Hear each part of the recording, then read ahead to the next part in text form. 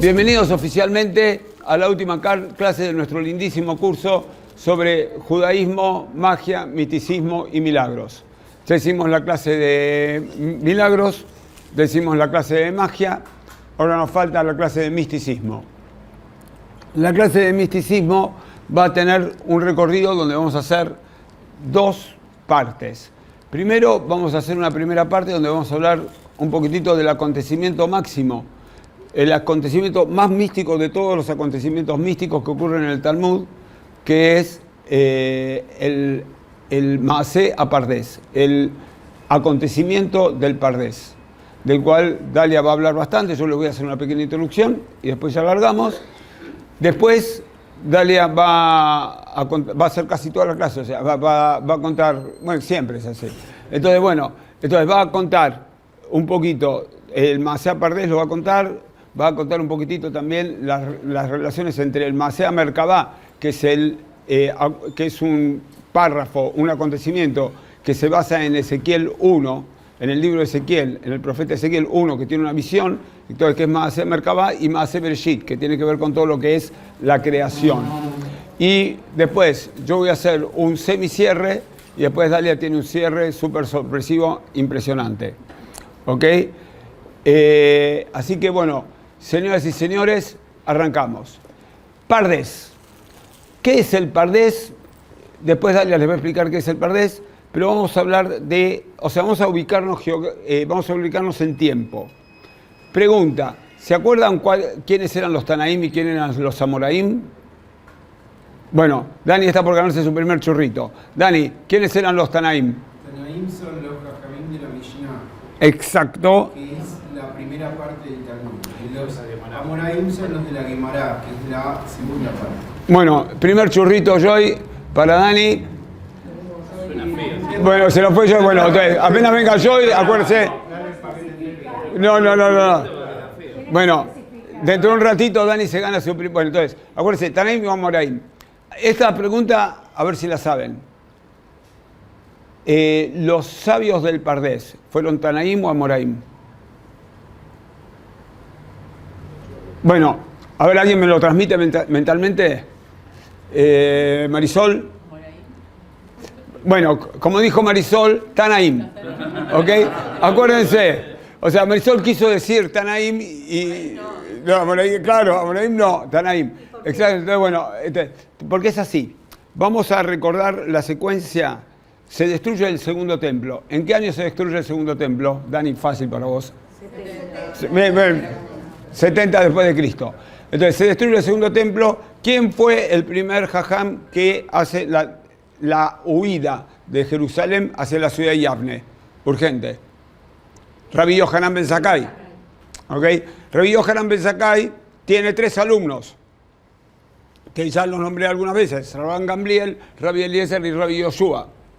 Esa es segunda generación de Tanaim. Tercera generación de Tanaim son 2 sabios celeberrimísimos, sobre todo uno. El menos celeberrimo de los 2 se llama Rabbi Ishmael. ¿Y cómo se llama el más celeberrimo de todos? Exacto, muy bien.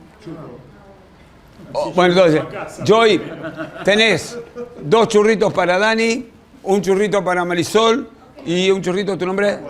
Y un churrito para Juana. ¿Está? Entonces, bueno, Rabbi Akiva tiene a su vez alumnos y demás, pero Rabbi Akiva es el principal de los 4 sabios que vamos a nombrar del Pardés. Para que tengan una idea, esto ya les sirve para todas las historias. Siempre cuando tengan una historia donde está Rabbi Akiva y otros Rabanim, el que tiene la posta, el capo, el superhéroe, siempre es Rabbi Akiva. ¿Ok? O sea, por ahí él cuando está solo, falla. Pero cuando está él con otros, gana siempre él.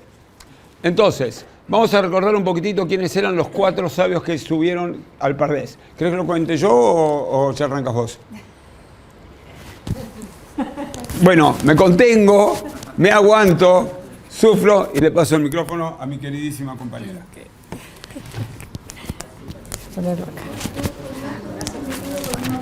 Primero, querría aclarar qué son los churritos de los que estamos hablando, claramente.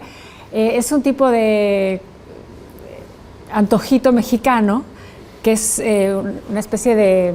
es maíz, ¿no? Sí tiene un poquito de picante, o sea, sí tiene un poquito de chile y tamarindo. Entonces es como agridulce. Para algunos de los que lo han probado desde que estoy aquí, sí pica, para otros no pica nada y para otros mejor no me dicen, para no ofender, no sé, se lo comieron. Entonces, pero bueno, el que se quiera atrever, por ahí andan, más allá de las preguntas y las respuestas. Y bueno, ahora sí, vamos a hablar del pardés. Sí voy a hacer una pregunta. ¿Alguien ha oído hablar del pardés? Incluso tenemos un tema. Ok, pero sabemos lo que refiere el pardés. ¿Cómo está formada la palabra pardés? Ok, bien, entonces hay dos conceptos que tienen que ver con lo que llamamos el pardés. Por un lado, es la hermenéutica, es la forma de estudio de la Torá. Entonces, el pardés es, perdón que no lo podemos escribir ahí, no pedimos los plumones a tiempo, pero es un acrónimo, letras que representan un modelo de estudio. Entonces, la Torá la estudiamos primero siempre en lo pshat, que es el literal, después estudiamos el remes, que es la metáfora, la alegoría. Después seguimos indagando en lo que nos quiere decir la Torá y hacemos la interpretación, que es el darash, que normalmente está relacionado, por ejemplo, con una drashá. Cuando alguien da un drashá, está dando como su perspectiva o su opinión, lo que entendió a partir de la metáfora y de lo que dice el texto en lo literal. Y el último paso, que es el sod, que es el secreto, que es el que consideramos el nivel de lo místico. Es en donde ubicamos la Kabbalah, que es el último paso. Entonces alguien estudia la Torá y va a ir haciendo este recorrido. La mayoría de las veces nos quedamos en el primero y después sí empezamos a estudiar un poquito más judaísmo, ¿no? Empezamos a estudiar más Torá, entonces empezamos a avanzar en cada uno de esos niveles. Y después queda el último, queda el del Sod, que es el que estamos hoy abriendo aquí para que lo indaguemos juntos.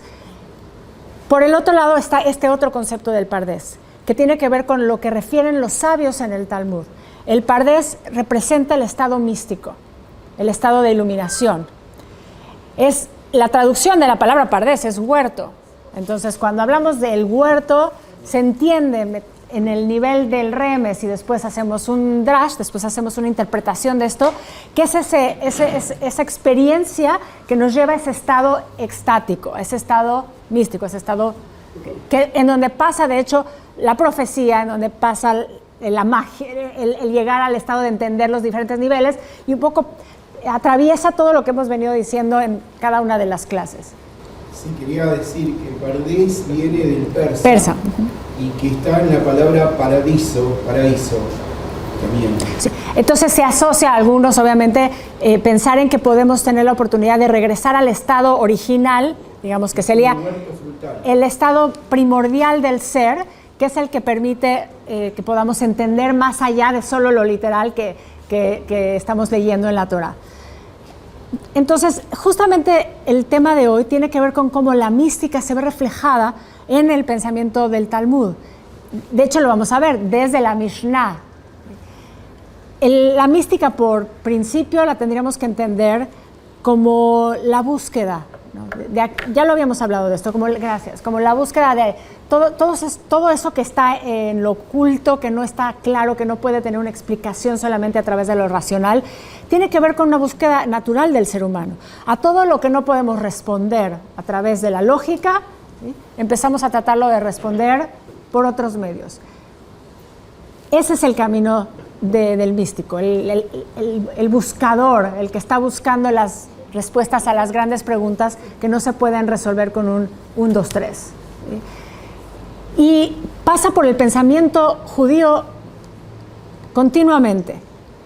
Cuando hablamos de mística, entonces, no solamente hablamos de los libros que estudiamos, que utilizamos para estudiar Kabbalah, quiere decir que todos los jajamim pasaron por esas preguntas y tuvieron que tratar de responderlas y nos lo dialogan y lo tienen ahí para nosotros, para que nosotros lo podamos conocer. Entonces, se lo preguntaron, lo estudiaron. Es importante saber, para los jajamim de la Mishnah, después del Talmud, que vamos a ver pasajes de la Mishnah y del Talmud, el que llegaba a ese nivel del Sod es porque ya había hecho todo el recorrido. Entonces, el que podía llegar a acceder a la información que estaba en el plano más oculto es porque sabía de memoria el texto de la Torá y porque se dedicaba a estudiarlo continuamente, y entonces iba pasando por cada uno de estos niveles hasta tener que llegar al Sod, hasta tener que tratar de indagar ese último paso. Y es importante entonces escuchar la voz, ¿sí?, que viene de los textos, de nuestras fuentes. Primero, la Mishnah. La Mishnah en Masejet Hagigah es el mismo Masejet, ¿sí? Obviamente, primero estamos hablando de la Mishnah, bien lo explicaron. La Mishnah es el primer texto que tenemos de lo que llamamos la tradición oral, la Torah oral, en el siglo II, ubicado, Dani ya nos explicó, en este contexto de cada uno de estos Jajamim. Y los sabios de la Mishnah dialogan lo siguiente: no pueden exponerse sobre el tema de las relaciones prohibidas en presencia de 3, ni la obra de la creación en presencia de 2, ni la obra del carro en presencia de 1, a menos que sea un sabio y entienda de su propio conocimiento. Entonces, para los sabios de la Mishnah, hay ciertos temas que no pueden ser abordados a la ligera, que para que podamos hablar de ellos tenemos que tomar en consideración quiénes están, porque estamos presumiendo que, bueno, obviamente es gente que vivía, ¿sí?, estudiando la Torah, viviendo la Torah, respirando, ¿sí?, la Torah, y entonces incluso así solamente podían dialogar de ciertos temas en ciertas condiciones. Entonces, el primer tema que plantea esta Mishnah es todo lo que tiene que ver con las arayot, que son las relaciones prohibidas. Entonces, solo se podía hablar de esto entre 3, no entre 2. No sabemos a ciencia cierta, lo dialogábamos el otro día, si más o no, pero el planteamiento es que si vamos a hablar de los temas que tienen que ver con las relaciones prohibidas, hay una condición para hacerlo. Lo mismo pasa con el siguiente tema. Habla de la obra de la creación, el famoso Maaseh Bereshit, que es uno de las categorías que tienen que ver con el desarrollo del pensamiento místico. Lo vimos la vez anterior, hablamos del Maaseh Bereshit y el Maaseh Merkabah, y dijimos que todo lo que tiene que ver con Maaseh Merkabah entraba en el nivel de lo práctico, de toda la experiencia práctica que plantea el misticismo, y por eso ahí entraba el campo de la magia. Y tenemos el pensamiento más racional, el especulativo, el filosófico, que entra dentro de la categoría de Maaseh Bereshit. Entonces, el texto de la Mishnah dice, así como de las relaciones prohibidas no se puede hablar a la ligera y solo pueden hablarse en ciertas condiciones, lo mismo pasa con el Maaseh Bereshit, que solo se podría hablar en presencia de 2, o sea, tiene que haber un diálogo de 1 a 1, que probablemente estaríamos hablando de un alumno maestro que pueda explicarle los secretos del misterio de la creación, porque si no nos podemos confundir o podemos malinterpretar. Entonces, este intercambio, y por eso se considera para los místicos, es que siempre tenemos que ser acompañados por un maestro. Los maestros pueden ir cambiando conforme uno va estudiando, pero por lo general este es el modelo. El modelo es el maestro y el alumno, que en algunos momentos también el alumno se vuelve maestro, ¿sí? Pero está en este intercambio. Son temas que, dado a que la línea es muy sutil para poder malinterpretarlos, entonces es importante tener esa guía. Entonces la Mishnah está diciendo, los temas están, pasa por el pensamiento de nuestra tradición, pero hay que ponerlo como en un espacio seguro. Y el tercero de los que plantea esta Mishnah, sobre el tema del carro, que es la Merkabah, ¿sí? Está hablando de la Merkabah en presencia de, no podría tratarse menos en presencia de 1, quiere decir una persona sola no podría estudiar todo lo que tiene que ver con el Maaseh Merkabah. Tendría que, es importante, ¿por qué? Porque entonces, otra vez lo mismo, puede no entender el mensaje, puede no entender la información y equivocar. Entramos en el campo de lo más oculto, digamos, de lo que llamamos dentro de la Kabbalah, ¿sí?, el Sod. ¿Sí? ¿Vamos bien?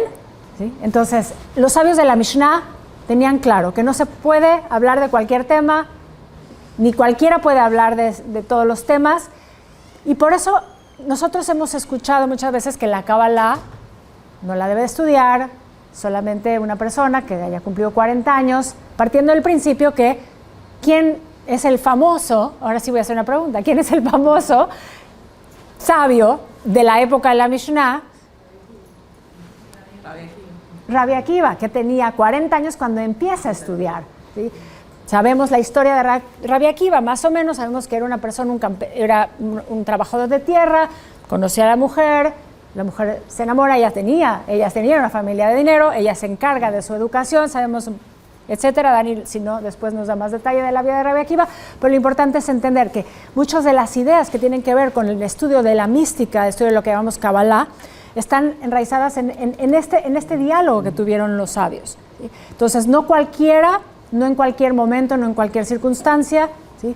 Entonces, planteando desde ahí, después hay una transformación, pero te estamos yendo por eso a la fuente, porque es interesante conocerlo. Ahora, entonces, hablamos del modelo del Pardés para estudiar la Torah que nos lleva al Sod, y hablamos del huerto, del paraíso, ¿sí? de esta metáfora que tiene que ver con la experiencia mística, la experiencia extática, que también es una discusión que aparece en el Talmud. Y el Talmud nos dice lo siguiente: los sabios enseñaron, 4 entraron al Pardés, es decir, se ocuparon de los secretos más elevados de la Torah, y son los siguientes: Ben Azai, Ben Zomá, Ajer, el otro, su nombre Elisha Ben Abuya, y el rabino Rabbi Akiva. Rabbi Akiva, el mayor entre ellos, les dijo: cuando al llegar a los mundos superiores lleguen a piedras de mármol puro, no digan agua, agua, aunque parezca agua, porque está dicho, el que habla falsedad, no se afirmará delante de mis ojos. Entonces vamos a hablar un poquito de lo que es el Pardés. 4 sabios son los que ingresaron. ¿Qué sucede con cada uno? Para que entendamos otra vez por qué los sabios insistían en que todo lo que tiene que ver con el campo del Sod, de la Torah, se tiene que entrar con mucha conciencia. El primero, Ben Azai, muere, entra y muere. El texto del Talmud lo voy a refrasear, no lo voy a leer exacto, pero lo que dice, extrayendo un salmo, es: hermoso en los ojos de Dios es la muerte del piadoso. Entonces, Ben Azai era un hombre de estudio, era un hombre piadoso, y sin embargo, el momento de encontrarse en ese estado de iluminación, ¿sí? es tan fuerte que no puede contenerlo y muere. El segundo, Ben Zomá, entra y lo que dice el texto es que se vuelve loco. Entonces, la forma de describir el texto es trayendo una cita de Proverbios: si encuentras miel, come lo suficiente, así no te llenas y devuelves y lo vomitas. Es decir, es tan fuerte el impacto de encontrarse en ese estado místico que lo que sucede es un desequilibrio, ¿sí? Y se vuelve loco. Y esto a lo mejor alguna vez lo escucharon, así como escuchamos que la gente no puede estudiar Kabbalah a menos de que tenga 40 años. De hecho, si nos vamos un poquito más, hombres que tengan 40 años, lo cual nos excluye a muchos de los que estamos aquí, hombres 40 años y casado. Hay condiciones para estudiar Kabbalah. También hemos escuchado que si entras a estudiar Kabbalah, te vuelves loco. No sé si alguna vez alguien les haya dicho eso. ¿No? Yo sí lo escuché de chica. No entendía a qué se refería, no sabía de qué estaban hablando, que era la Kabbalah. Cuando empecé a estudiar Kabbalah, mi primer maestro, que es mi maestro de yoga, la sorpresa fue: ¿por qué no podemos estudiar esto? Esto es una sabiduría, esto es una riqueza, que hay una herramienta de vida. ¿Y por qué no podríamos estudiarla? Porque yo recordaba que había escuchado eso. Entonces, todos mis años de recorrido hasta hoy han sido hacer este diálogo y recuperar, ¿no? Ese lenguaje, porque creo que es importantísimo. Y aquí está la fuente. La fuente es que nuestra tradición continuamente tiene momentos de mística. Continuamente tenemos pasajes que nos están diciendo que hubo un momento en el que se discutieron estos temas, en los que se trataron, en los que se buscaban resolver preguntas y no se podían resolver de la manera tradicional y había que buscar alternativas. Y ahí es donde entra todo este campo. Y hay que indagar hasta lo profundo de la Torah. Entonces tenemos Ben Azai, muere, ya vimos. Benzomá se vuelve loco. Viene el tercero, Ajer, cortó sus raíces. Es lo que dice el texto del Talmud. ¿Qué quiere decir cortó sus raíces? Se fue de la religión. ¿Sí? Se vuelve apóstata, es un hereje, es la forma en la que hablan de Ajer. De hecho, su nombre es Elisha ben Abuya, pero en el momento que conocemos un poquito de su historia, y él es un gran estudioso de la filosofía griega, y empieza a tener este conflicto con su propia tradición y con mucho de la práctica de su propia tradición en función del pensamiento que considera filosófico abierto, que entiende muchas más cosas y no lo puede compaginar. Entonces viene este rompimiento. No vamos a hablar mucho de Elisha ben Abuya, y no es un rompimiento que tenga que ver con que está en desacuerdo con su judaísmo, simplemente no logra hacer esta mancuerna, ¿sí? y hacer como una integración de ambas. Entonces, el primero, muerto. El segundo, loco. El tercero, se va. ¿Qué nos dijo? Sí, se aleja, y por eso incluso empiezan a llamarlo Ajer, el otro, ¿sí? El que quedó fuera, ¿sí? Y tenemos el cuarto, Rabbi Akiva, que lo que el texto dice es: entra en paz y sale en paz. Dani nos dijo hace un momentito, cuando aparece Rabbi Akiva en las historias del Talmud, ¿quién es el héroe? Rabbi Akiva. Pero vamos a entender qué es a lo que refieren cuando hablan entra en paz y sale en paz. ¿Qué significa estar en paz? ¿Y cuál es la diferencia entonces para poder acceder a este nivel del Sod? Yendo al lenguaje místico, el estar en paz es estar completo, ¿sí? Sabemos la palabra shalom, ¿sí? Su raíz es shalem. Entonces, cuando alguien está completo es que tiene integrado, ¿sí? Lo que piensa con lo que siente, esa es la forma en la que actúa, ¿sí? Hay una congruencia, y estar claro en ese centro es lo que te permite moverte con gracia, ¿sí? Hacia las profundidades y de vuelta sin perder nunca el centro. Es parte del pensamiento de los místicos. El místico es el que va por el camino del medio. Es justamente ese lugar donde hay un centro claro, y entonces te puedes mover entre los extremos. Quiere decir, puedes entrar al Pardés y puedes volver a salir del Pardés. Puedes ir al Sod de la Torá y regresar y poder aplicar ese Sod, ¿sí? en el otro lado, ¿sí? Es ese continuo intercambio entre el plano divino, ¿sí? y el plano terrenal, por ponerlo de alguna forma, pero en realidad, como es arriba es abajo, todo el tiempo, en realidad esto es lo que está sucediendo arriba, está sucediendo abajo. De hecho, eso tiene que ver incluso también con lo que dice el texto en la última parte, porque ¿qué es lo que dice Rabbi Akiva? ¿Cuál es lo que de alguna forma les advierte Rabbi Akiva cuando van a entrar al Pardés, a los otros?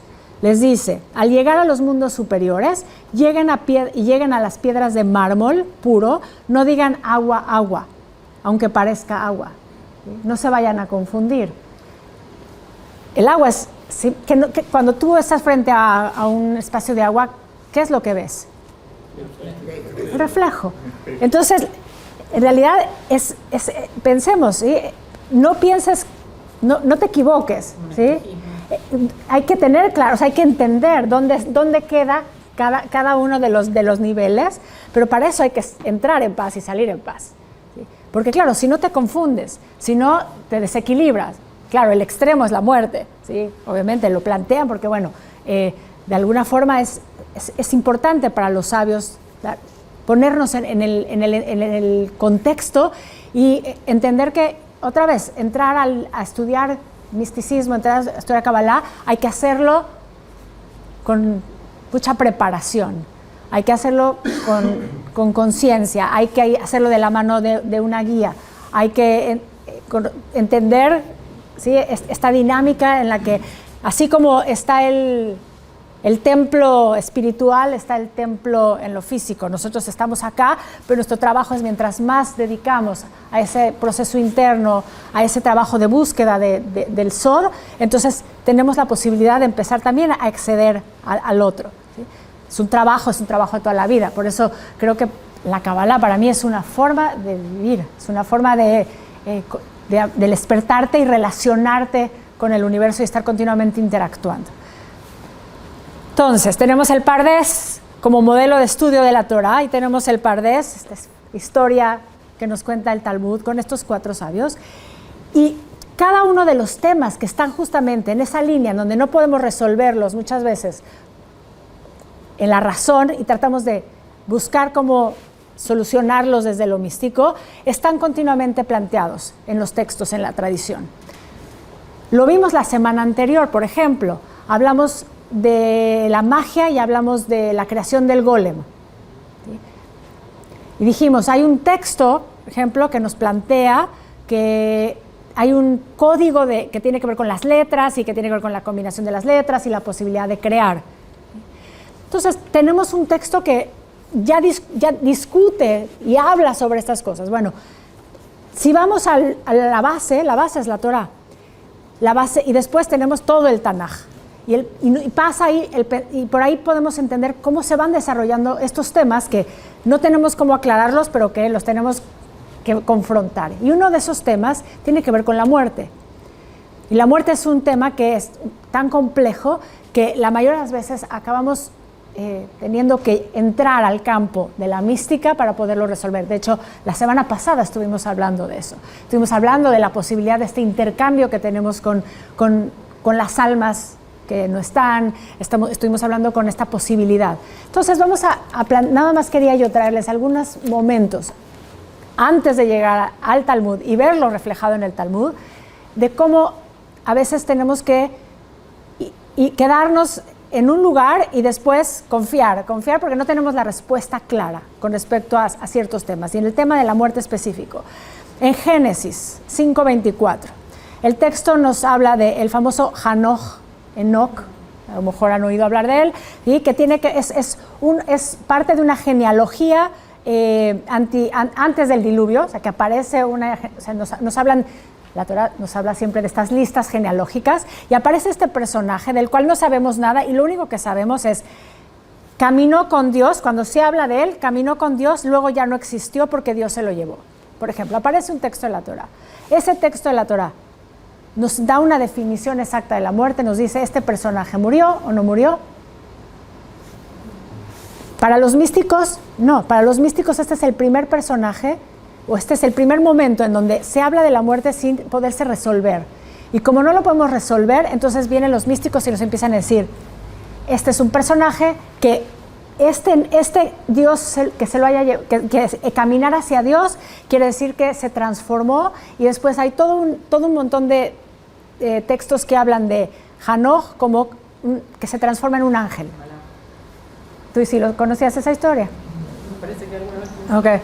Bueno, entonces tenemos que ver cómo lo acomodamos porque no podemos acomodarlo simplemente en, bueno, sí, el texto habla en lo pshat, que se murió. No dice eso en el pshat. Entonces después tenemos que ir al remes. ¿Qué significaría caminó con Dios? Ya no existió en dónde. ¿Qué significa ya no existir? Ya no existir, sí está hablando de muerte o no está hablando de muerte. Empezamos a hacer la drashá, empezamos a tratar de explicarnos, ¿no? Y desarrollarlo. Y después vienen los místicos y dicen, se transforma en un ángel, ciertamente. ¿Ves? Simplemente quería que veamos un poquito cómo se va desarrollando este pensamiento. Como no está explícito claramente, tenemos que empezar a buscar caminos. Exacto. Hasta llegar a una respuesta que nos conforme. Así es.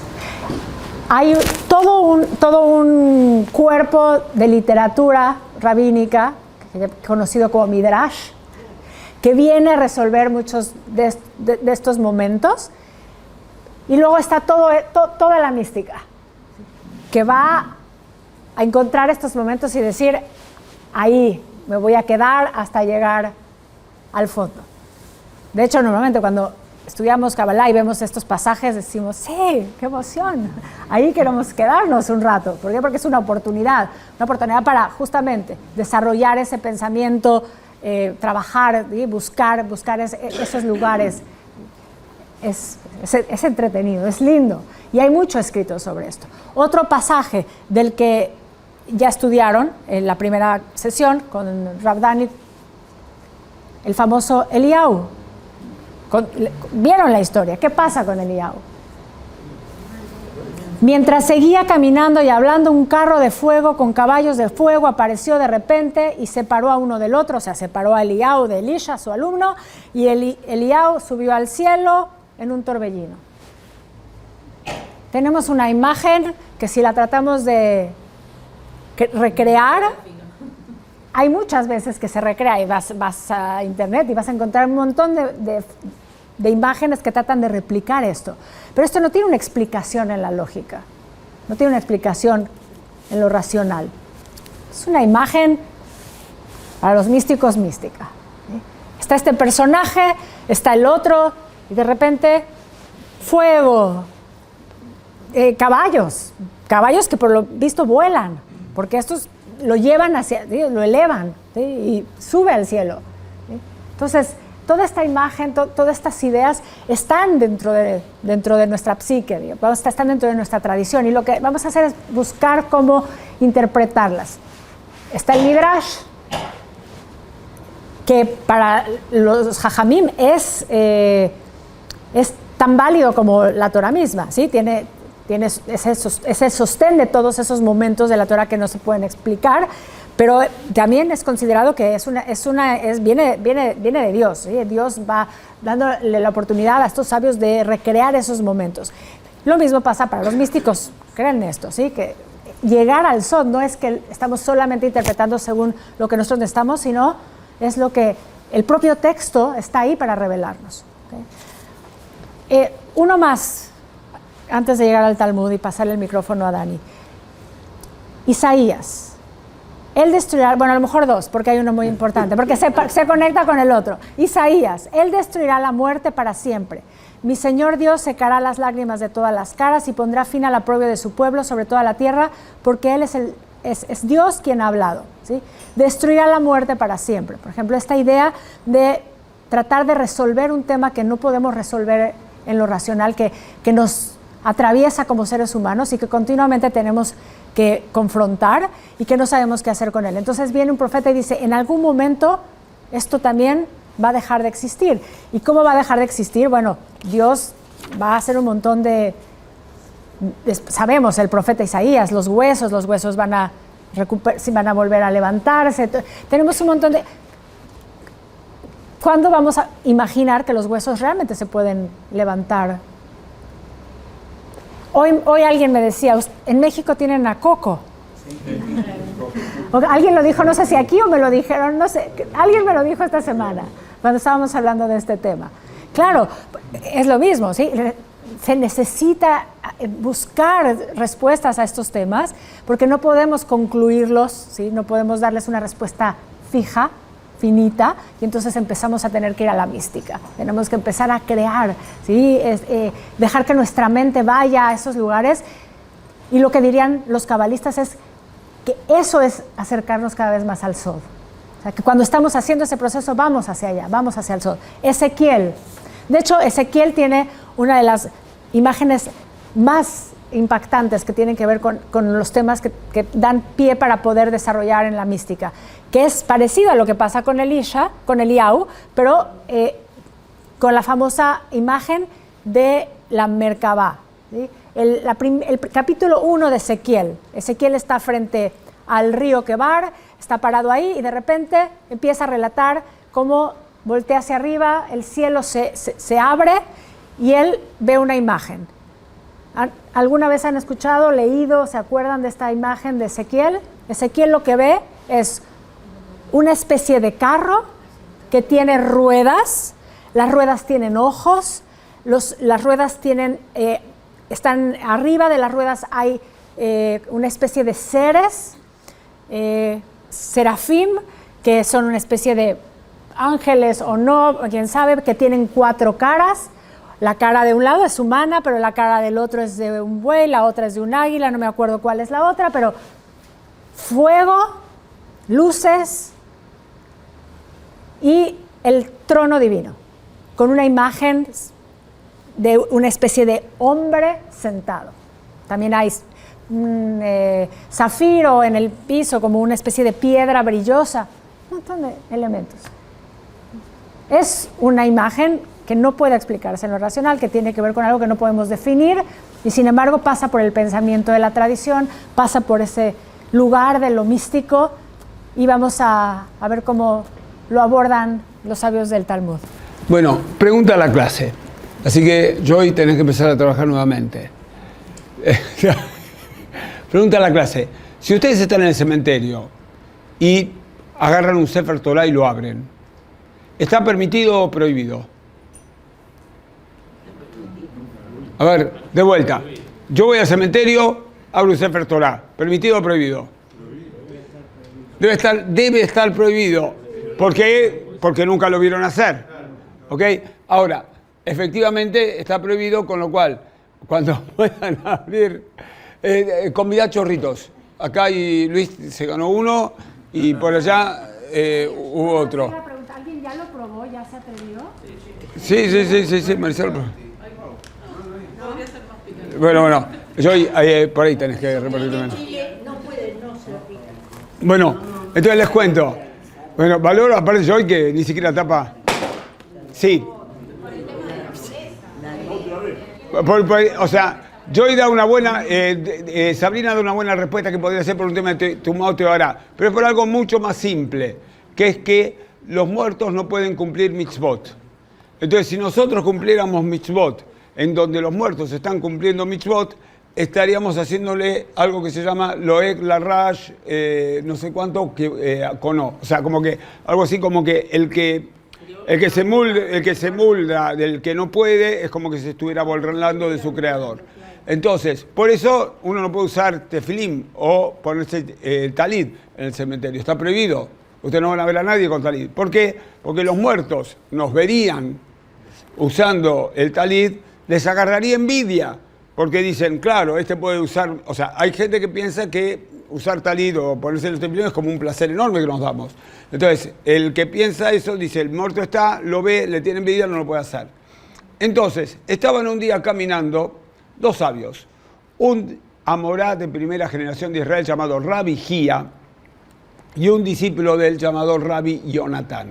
Estaban los dos caminando alegremente por el cementerio cuando Rabbi Hía nota, el capo es Rabbi Hía, Rabbi Hía nota que Rabbi Jonatán se le escapan los chichit por el medio de su ropa. Y dice, ¿qué haces? Guardátelo rápido, que los muertos no los vean. No, ¿qué tienen que ver los muertos? ¿Qué van a ver? Ya están muertos, qué sé yo. ¿Cómo que ya están muertos? Dice. Y le dice así, si no sabés, estudiá. Si no estudiás, repetí. Si no repetiste una vez, repetilo dos veces. Si no lo repetís dos veces, repetilo tres veces. Si no lo repetiste tres veces, buscate un maestro que te lo enseñe. ¿Ok? Se enoja muchísimo. ¿Por qué? Porque los muertos están ahí. Desde el punto de vista de Rabbi Hía, amorá de Israel de primera generación. Entonces, empiezan a aparecer Braitot. ¿Ustedes saben lo que son Braitot? Braitot son, es como si fuera la Mishnah, es de la misma época, textos anteriores, pero que por alguna razón no fueron seleccionados para formar parte de la Mishnah. Entonces aparecen Braitot, pero forman parte de la Gemara. O sea, el Talmud está lleno de Braitot. ¿Ok? Entonces aparece una Braita donde cuenta de un Hasid, una buena persona. Un tipo que en la época de sequía tenía una moneda, alguien le pide una moneda, un pobre le pide una moneda, y el tipo dice, bueno, yo en casa algo tengo para comer, le da la moneda al pobre. Va a la casa, pregunta a la clase, ¿qué le dice la mujer? Qué bien, has hecho una buena acción, la última moneda que tenías se le diste a un pobre para que pueda hacer, o la mujer le dice, ¿qué? Encima que tenemos, la única moneda que tenemos se la tengan un pobre, pero puedes hacer. Contrariamente a lo que ustedes opinan, la opción B fue la ganadora. Y este señor se va de su casa, echado por su mujer, al cementerio. Y en el cementerio escucha un diálogo. Dos chicas hablando una a la otra. Y una le dice a la otra, las dos muertas, una le dice a la otra, che, ¿qué tal si nos vamos a divertir un ratito y salimos del pargod? El pargod es como si fuera el lugar en el que están, como si hubiera una cortina. Pargod es cortina. O sea, si atravesamos la cortina y vamos a ver qué pasa con los vivos. A ver qué desgracia les va a ocurrir. Entonces una le dice, yo no puedo salir, porque en donde yo estoy tengo una tumba muy mala, hecha con cañas. No, en cambio, vos sí que tenés una tumba como la gente, vos podés salir. Bueno, salgo y te cuento. Sale, vuelve y le cuenta, ¿sabés que este año va a haber granizo en la primera etapa de la cosecha? Entonces, todos los que cosechen al principio, se les va a arruinar todo con el granizo. Mientras que los que cosechen al final van a tener mucha plata. Este señor escucha, ¿qué es lo que hace? Va a su casa, cuando todos siembran con la primera vez, el tipo no siembra, espera, guarda sus semillas. Cuando cae el granizo, el tipo cosecha y gana un montón de plata. Entonces la mujer dice, che, ¿qué le pasará a mi marido? Tuvo un pálpito, qué sé cuánto. Al otro año vuelve al cementerio. Mismo diálogo, vamos a salir del Pargot, vamos a ver, yo no puedo ir, etcétera, etcétera, etcétera. Vuelve. ¿Y qué viste? Vi que va a haber una inundación tremenda, pero va a haber al final. Entonces, los que cosechen al principio van a tener una muy buena cosecha, mientras que los que cosechen al final van a perder un montón de plata. Entonces, ¿qué hace este señor? Cosecha al principio. ¿Qué hace todo el resto de la gente? Dice, no, si el año pasado cayó todo este tipo, ni loco cosecho, esperemos al final. De vuelta, este señor recoge su trigo, se hace rico, mientras los otros se hacen pobres. La tercera vez, ya la mujer se pone sospechosa y dice, che, vos no tendrás alguna cosa. Y el hombre dice, no puedo contar esto. ¿Qué hace un hombre cuando una mujer le dice que cuente algo y se propone no contarlo? Lo cuenta, obvio. Todos sabemos esto. Entonces, el hombre lo cuenta. Las dos primeras veces no lo hizo porque la mujer pensaba que era casualidad. La tercera vez ya la mujer dice, no, acá está pasando. ¿Por qué no decidió contarlo? Porque se sentía, estaba metiéndose en un campo raro. Estaba entrando, o sea, suponete que yo te lo cuento a vos. Tengo algo para contar. Fui al cementerio, escuché a dos almas en pena. Una de las dos almas en pena, tal cual. Pero bueno, el Señor no contó. Pero el Señor el texto está claro que es un hasid, que es una buena persona. ¿Okay? Como que el texto lo trata de cuidar. Como que de algún modo esto también lo podemos vender hasta como una recompensa de Dios hasta este pobre señor que había dado su última moneda a alguien que lo necesitaba. Le cuenta a la mujer y le dice, incluso el detalle, una de las dos chicas tenía una tumba muy fea. Y la mujer le dice a la mujer, ¿jurás que vas a guardar el secreto? Y la mujer le dice, juro, sí, juro. Esto no lo estoy diciendo yo, esto lo dice el Talmud en Berajot 18b. El Talmud en Berajot 18b dice que la mujer inmediatamente fue a encarar a la mamá de la chica, a decirle, che, le hubieras comprado una tumba como la gente a tu hija, ¿ok? Entonces, al otro año, cuando el Señor va a escuchar en el cementerio, le dice, che, ¿qué pasa si nos vamos a pasear afuera del Pargot y a ver qué pasa con los humanos? El otro dice, no. Me parece que alguien está escuchando nuestro diálogo. ¿Ok? Historia 1. Historia 2. Vamos a pasar a otro Amorá, pero vamos a pasar de Israel a Babel. Ustedes, les voy a decir dos nombres que no les van a decir nada, pero yo les voy a repetir tantas cosas, tantas veces en todas las clases, hasta que ustedes tengan expertos en Talmud. Los dos grandes Amoraim de Babel se llaman Rab y Shmuel. Esta historia es de Shmuel, uno de los dos Amoraim super capos de Babilonia. Entonces, Shmuel tenía un tema, que es que él tenía un papá, y el papá de Shmuel era el custodio de la plata de los huérfanos de aquella época. Muere el papá de Shmuel, y nadie sabe dónde quedó la plata de los huérfanos. Entonces a Shmuel le empiezan a decir, sí, vos sos Shmuel. En aquella época los judíos hablaban mal entre los judíos, ahora ya no pasa eso, ¿ok? Pero en aquella época sí, entonces, claro, vos sos Shmuel, el hijo del que se quedó con la plata de los huérfanos. Y digo, no, mi papá no tiene nada que ver. Sí, vos sos la plata de los huérfanos. Bueno, se las hago corta. ¿Cómo resuelve el problema Shmuel? Va al cementerio. Entonces dice, pero no sé ni dónde está el papá. Entonces le dicen, estoy buscando a Abba. Pero Abba no porque era el papá del que era el Abba, sino porque el papá se llamaba Abba aparte. O sea, el texto... Ahora van a ver. Entonces el papá se llamaba Abba. Entonces dice, ¿dónde está Abba? Y dice, acá hay muchos Abbas. No, yo busco a Abba bar Abba. Abba, hijo de Abba. También hay muchos Abba bar Abba. Entonces dice, bueno, busco a Abba bar Abba, el papá de Shmuel. Si hubiéramos empezado por ahí. Abba bar Abba, el papá de Shmuel, está estudiando en la Academia del Cielo. Entonces Shmuel va, no me pregunten cómo, a la Academia del Cielo, donde se encuentra con su papá. Y nota que uno de los amigos del papá, un tal Levi, un Amorá también famoso, está fuera de la academia. Entonces dicen, ¿por qué estás afuera de la academia? No, por un asunto técnico, que se lo explica, pero si les cuento esto se va a hacer muy larga la charla. Entonces, finalmente le pregunta al papá, lo encuentra el papá, y el papá se ríe y llora. Le dice, papá, ¿por qué te reís? Y me río porque vos sos Shmuel, sos un tipo tremendamente conocido, entonces yo acá me pavoneo porque soy el papá de Shmuel. ¿Y por qué estás triste? Dice, y porque dentro de muy poquito tiempo vos vas a venir acá. O sea que los muertos saben cuánto tiempo vamos a vivir nosotros y saben perfectamente quién de nosotros es famoso y quién no. Y le pregunta, ¿dónde guardaste la plata? Y le dice, ¿viste el molino que hay 2 piedras? Lo puse en la plata de arriba es nuestra, la plata de abajo es nuestra y la plata del medio es de los huérfanos. ¿Por qué hiciste eso? Le pregunta Shmuel. Dice, la plata de arriba, por si llegan a venir los ladrones, van a agarrar la plata de arriba. Y la plata de abajo, por si llega a haber humedad en las piedras, va a arruinar la plata de abajo. La plata del medio, la de los huérfanos, está guardada. Entonces Shmuel va, agarra la plata, qué sé yo. Entonces le dice al papá, si yo soy un tipo importante en el cielo, donde voy a decir que yo soy tan reconocido, entonces déjenlo entrar a Leví.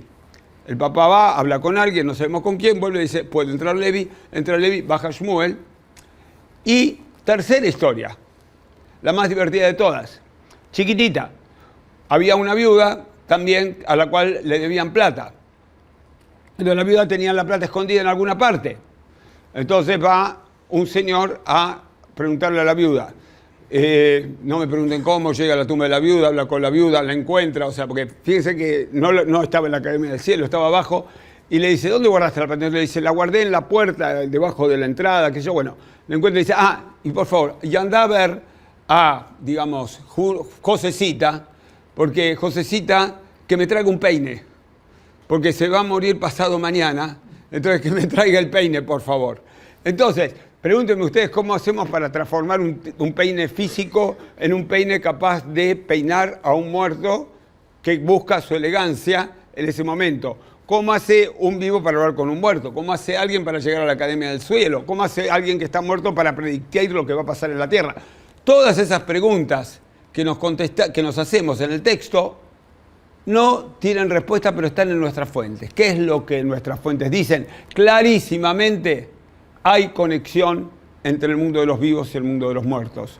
Y hay algo que pasa en ese lado que no pasa en este lado. ¿Y por qué pasa eso en ese lado y no pasa en este lado? Tiene una explicación clara. Y esta explicación, yo creo en esa explicación. Nuestra vida es algo demasiado importante, es algo demasiado mágico, es algo demasiado increíble como para que se acabe en algún momento cuando se nos pare el corazón. Por eso, algunos creemos que hay algo. No sabemos qué es lo que es. Pero nuestros sabios pensaban igual que yo.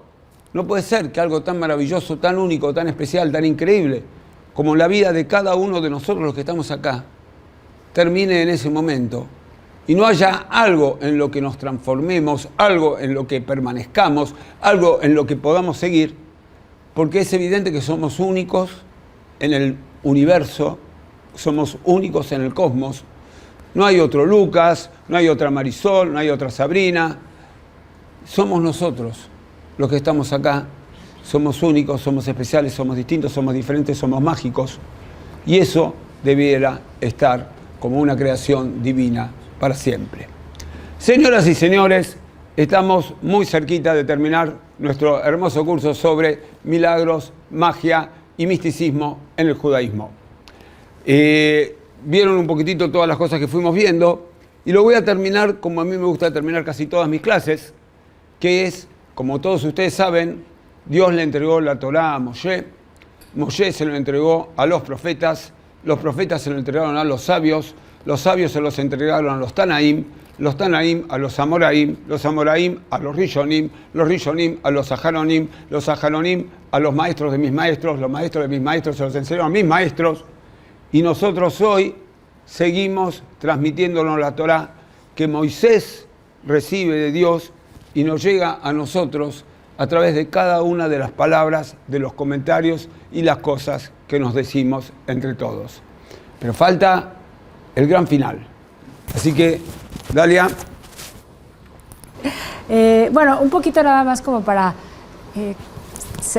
llevar el tema hacia el pensamiento místico, pensando en lo que decía Dani, ¿no? Como lo que queríamos era transmitir muchos de estos temas que pasan por nuestra mente, que nos cuestionamos, han sido tratados en diferentes momentos de nuestra tradición, desde diferentes lenguajes, tenemos este texto del Talmud, que es eje central de nuestro judaísmo, hablando de estos temas, discutiendo sobre estos temas que tienen que ver con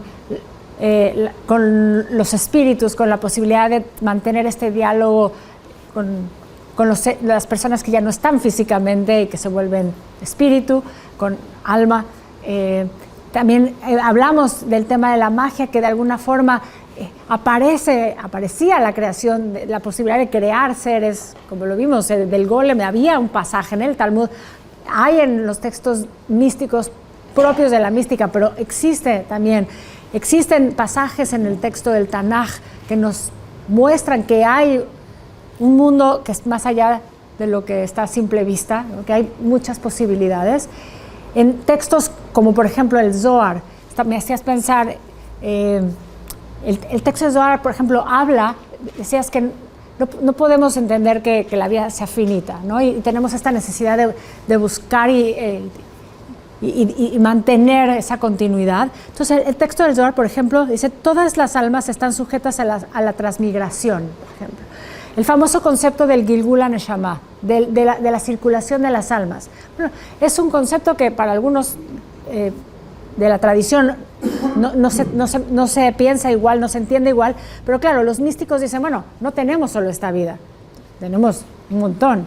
Y el alma todo el tiempo está yendo y viniendo, porque lo que está haciendo es refinándose, ¿sí? Se está mejorando continuamente, está entendiendo algo más, que volveríamos al tema del Sod, ¿sí? Si cada vez que regresa el alma y tiene otra oportunidad de aprender y de experimentar en esta vida, es porque tiene algo que se va a llevar, y como es infinito, entonces tiene que ir y venir una y otra vez. Entonces necesitamos creer en eso. Al final, después viene plantearnos cada uno, ¿no?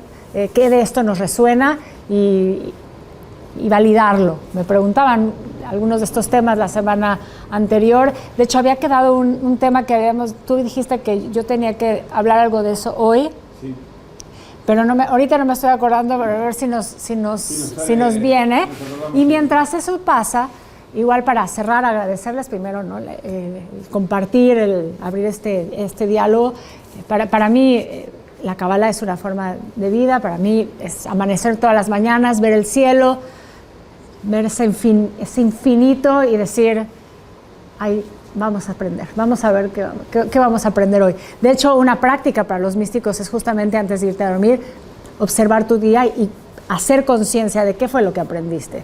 Traerlo realmente, que se vuelva vivo ese aprendizaje. Pues algo muy simple.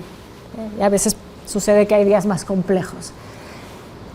Tomando eso en consideración, vamos a hacer una experiencia. Vamos a tomarnos un momentito de meditación, si les parece bien, que estuvimos hablando de la magia, de las meditaciones, de los nombres, de todos estos códigos, de todo este campo que está ahí. Y vamos a hacer un El Narefan Alá. ¿Alguien recuerda? Lo vimos la vez pasada. Hablamos de estos códigos, de estas palabras, de esta energía que de alguna manera puede transformar, puede cambiar, puede sanar. Bueno, vamos a meditar en el Narefan Alá, si se animan. ¿Sí? El Narefan Alá, palabra fácil, el texto lo conocemos, sabemos cuál es el contexto y vamos a aprovechar para hacerlo. Puedes hacerlo para ti. Si hay algo en este momento que quieres sanar, algo que está en tu vida que quieres sanar, en cualquier plano, ¿sí? Porque ya vimos, el universo es multidimensional. De hecho, para los místicos sería pentadimensional, y después los místicos mismos dicen, y después hay más, ¿no? Nada más no tenemos todavía la capacidad de tener acceso a ella, ¿sí? Entonces, puede ser a nivel de la mente, a nivel del corazón, a nivel de algo físico, que todo está conectado. Ya vimos estar en un centro como Rabbi Akiva para poder ir y venir, ¿sí? Entrar y salir del Pardés. Pero también podemos dirigir esta energía a alguien más. Si hay alguien que está cerca de ti y que tiene algún tema de salud en cualquier plano, ponte al servicio de esa persona, ¿sí? Y visualízala, y imaginemos que todo el tiempo, ¿sí? Hay una energía que viene del infinito y somos canales y fluye. Si lo estás haciendo para alguien más, piensa que igual ese flujo de luz pasa por ti. entonces también te sana a ti. Y en el momento que tú te pones en el servicio, estás siendo un conductor, pero también el universo entiende, ¿sí? Y te devuelve. ¿Sí? ¿Les parece que lo intentemos? Okay. Si quieren, sí. ¿Quieres que bajemos la luz? Podemos, se podría, si quieres bajar alguna, no toda, porque si no alguno se va a dormir y no queremos. Cuando empecé a estudiar Kabbalah lo hice de mi maestro, mi primer maestro fue mi maestro de yoga, y él me introdujo en el campo de la meditación, de los mantras, que sepamos, ya lo dijimos, hay mantras en el judaísmo también. Lo que vamos a hacer es vibrar un sonido, vibrarlo varias veces, repetirlo. Cuando hablamos de mantra, quitándolo de la connotación que lo asociamos con lo oriental, simplemente es la repetición en la mente, ¿sí? Mantra quiere decir eso, repetir mentalmente. Entonces, cuando uno repite algo, muchas veces, lo que pasa es que la mente entra en un estado, ¿sí?, de ritmo, que lleva a la relajación, que lleva, ¿sí?, a centrarse, y bueno, si lo llevamos a un paso más, a la experiencia mística, ¿sí?, que podría llevar hasta la posibilidad de ver, ¿sí?, más allá. Y por eso hay gente que medita y... No, digo, la repetición es continua porque yo lo que tenía entendido era en bloques de A3. Esas son técnicas. O sea, quiere decir que hay técnicas de 3, hay técnicas que pueden repetir 10, hay técnicas que pueden repetir sin fin. No, sin fin, pero digo 3. Es una técnica. Hay diferentes formas de hacerlo, es una técnica. Lo que sí es que puedes encontrar lo que te funciona a ti. Entonces, si vas y buscas y ves cuántas veces necesitas repetir algo para que realmente entres en esa dinámica, ya vas a encontrar. ¿Okay? Cuando llegué con este maestro, decidí grabar música, decidí hacer mantras en hebreo. Y entonces vamos a meditar con uno de ellos, que de hecho fue de lo último que grabé, el Refanalá. Dios, por favor, sánala. Hay algunos que quieren pensar que tendremos que cambiar el código, y si es hacia lo masculino, el Narefana, ¿lo podrías? El rey David, cuando tenía un hijo que iba a morir, está también escrito, el Narefana lo. Ok, entonces podemos. Yo a veces pienso, a mí me gusta el Narefana la, pensando en el alma. ¿Sí? El alma, el Narefana la, sánala, porque si sanas en el centro, se empieza a sanar todo. ¿Sí? Pero fluyan. Y lo importante, anímense, víbrenlo. No dejen solamente que sea yo la que lo cante. Y ahorita me dice, si necesitas el micrófono, me lo quito y lo escuchamos. O lo puedo, ok. ¿Sí? Entonces, pies de preferencia conectados a la tierra, que no estén cruzados. Puedes poner tus manos de esta manera y visualizar, si es para una persona, como si tú estuvieras con la persona ahí y enviándole esta energía. Si no, puedes poner tus manos en el corazón. Y pueden ser más, las que quieras. Puede ser todos nuestros hermanos en Israel, los que están todavía siendo rehenes, o sea, por decirte, ¿ves? Claro, o sea, pensar que somos un canal y que estamos poniéndonos a disposición para que podamos hacer ese servicio y sumar con eso, porque todas las oraciones llegan, todo es una frecuencia de vibración. Vamos a hacerlo, como cada quien se siente cómodo. Cerramos los ojos, vamos a tomar una respiración, primero por la nariz, y vamos a exhalar. Y observa un poco cómo está tu cuerpo y trata de soltar los hombros, soltar los brazos, soltar el rostro, la cara, relajarla. Con la conciencia de que tus pies estén anclados a la tierra y tu cabeza esté conectada al cielo, el corazón abierto. Vuelve a inhalar y exhalar.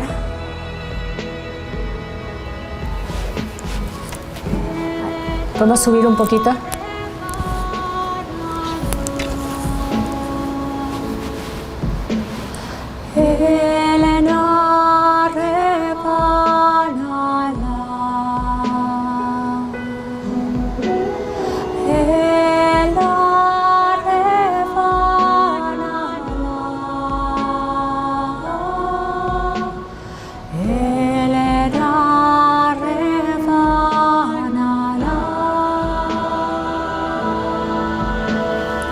traten de vibrar, que se escuchen todas las voces.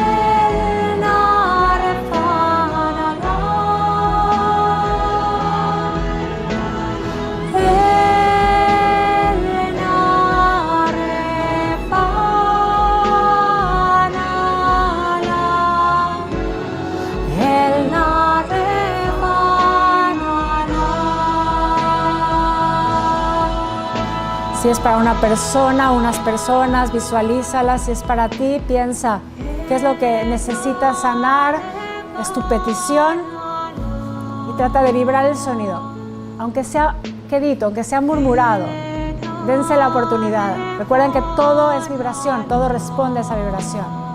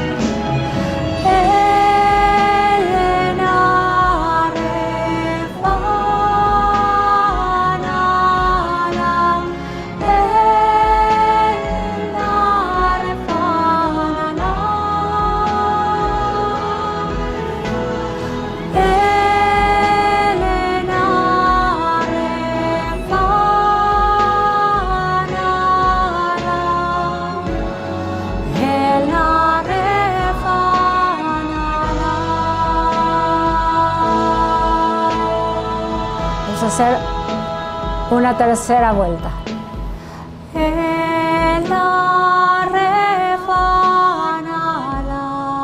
No los escucho, un poquito más fuerte.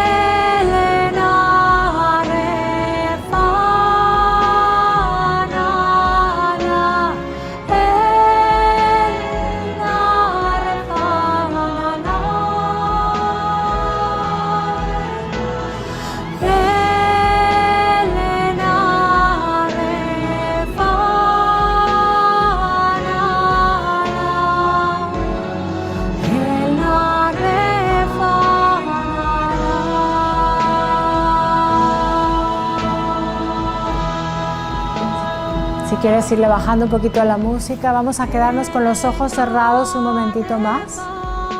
Quédate ahí con tus ojos cerrados. Un momento en silencio. Toma una respiración por la nariz y exhala por la boca, libera. Y ahí en un diálogo interno, si hay algo que en este momento quieres agradecer, dilo internamente, ponlo ahí, que se haga palabra. El universo entiende ese intercambio. Si quieres agradecer por este momento, por este espacio, por cada una de las personas con las que compartes este espacio, esta comunidad.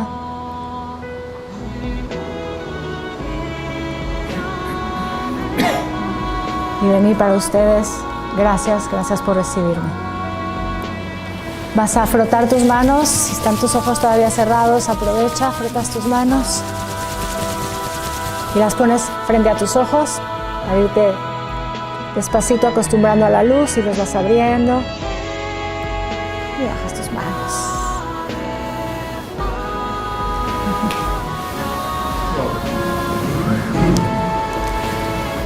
Muchas gracias a Dalia, muchas gracias a ustedes. Seguimos con la revelación de Moshe en Sinai hasta nosotros acá, otra revelación más.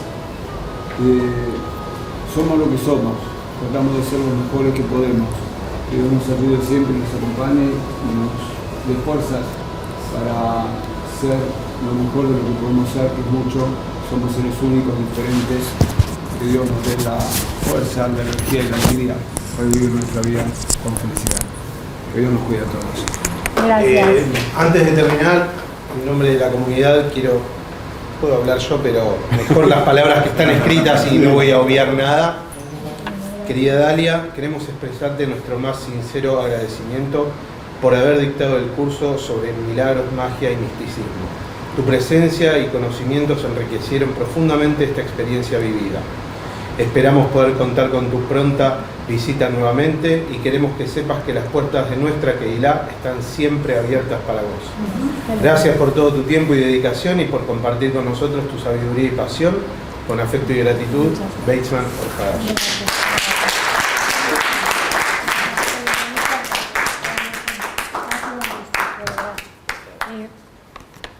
Les va a llegar esta música, la van a Judy la enviar. tiene, así que ella la va a distribuir. Este último CD, que fue mi séptimo, para ustedes, para el que haya resonado con esto, lo puedes poner, acostarte, no importa si se duermen, está haciendo lo que tienen que hacer, sentarte, meditarlo, sentarte y ofrecerlo. Es en la Refanalá y también hay un Mishevera. Así que Bueno, y no me quiero hacer... Sí, adelante, claro. Está muy vinculado esto, es decir, acá en Argentina día por medio escuchamos que un gentil menciona las fuerzas del cielo permanentemente. No hace falta que explique. ¿Quién es? Okay. Está vinculado a la mística, está vinculado a la cábala. Él estudió. Bueno, ¿cuál sería sin tener totalmente el conocimiento, ha estudiado con rabinos, la línea viene a través del hasidismo principalmente, y es importante saber que el origen del hasidismo tiene que ver con la mística también, o sea, claramente el Baal Shem Tov, es donde trazamos el inicio del movimiento hasídico, trata de resolver muchos de estos cuestionamientos que tienen, y de hecho se considera que él tenía esa habilidad para ver más claro, para poder percibir todo este mundo alterno, y era de hecho el Baal Shem Tov, el buen nombre, y dicen que no es solo, no tiene que ver con su nombre, sino tiene que ver con la utilización del nombre, el nombre divino. Entonces, el hasidismo empieza en algún momento a utilizar el misticismo y hacer su propio lenguaje. Entonces, todos estos conceptos están permeados ahí. De hecho, hoy cuando estudias Kabbalah muchas veces hay que saber que estamos estudiando y la fuente puede ser el hasidismo. Entonces, todas estas ideas están ahí, están en nuestra tradición, están en diferentes líneas. Puedes estudiar desde lo más académico, y puedes ir a la universidad a estudiar con los grandes estudiosos, los que investigaron el gran, primero muy famoso Gershom Scholem, y tienes una visión académica de la mística, y luego tienes el hasidismo con una experiencia práctica de la mística. Así que, y todo lo que está en medio, y hay un montón. Entonces, está influenciado por eso, claro.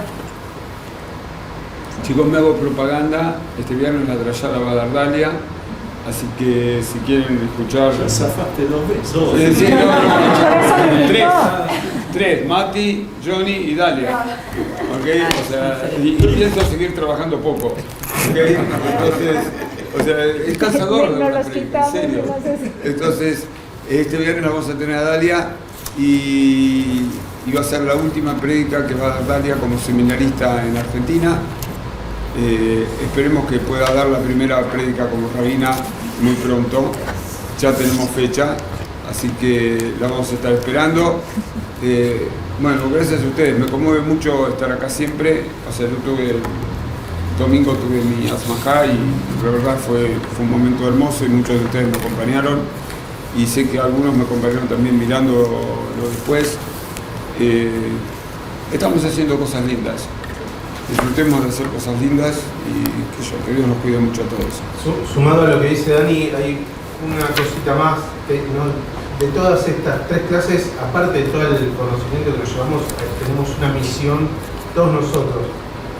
Transmitamos a la gente, a todos nuestros conocidos, lo maravilloso que fue compartir en comunidad estos encuentros, para que el próximo encuentro que generemos con Dani, ojalá sea con Dalia muchos más, Gracias. que seamos más, que podamos disfrutar. Parte del poder transmitir va a hacer que la gente se contagie y quiera participar. Así que es un pedido mío y creo que es una misión que tenemos todos, porque la verdad que fueron encuentros maravillosos y se disfrutó mucho. Gracias a todos. Gracias y gracias por...